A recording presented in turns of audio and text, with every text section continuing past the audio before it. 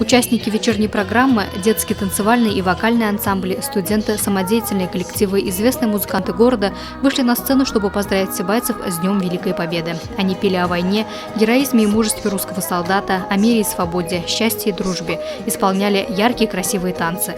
Несмотря на прохладную погоду, все выступающие выходили на сцену в ярких костюмах, щедро одаривая присутствующих своими талантами.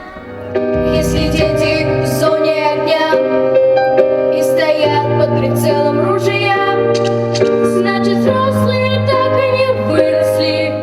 Это глупые, жадные дети, а нам нужен мир, чтоб видеть солнце. Нам нужен мир, чтоб видеть красоту.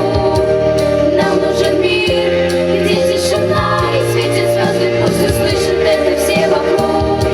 Чтоб было синее, синее небо, а вокруг цвели сады. Чтоб трава зеленела у дома, и чтоб не было войны.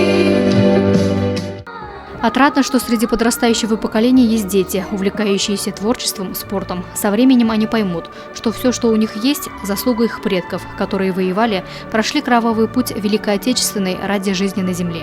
А пока их благодарность за мир и счастье выражается в песнях, танцах и хорошей учебе.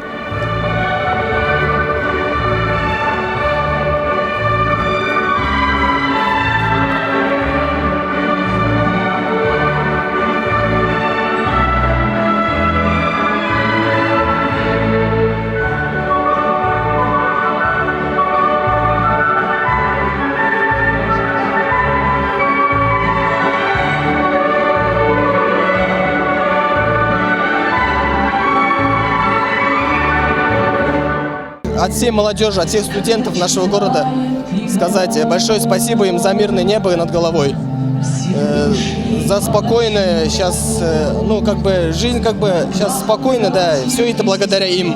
Им большое спасибо, им здоровья, счастья, долгих лет жизни. Biz Милеш ансамблін даярлайбыз. Бүгінгі күнде біз мына шундай бүйік зор байрамда біздің қадірлі ветерандарыбызға, ош елінен қайтмай қалғандарға бағышлап яңа йырдар алып шықтық.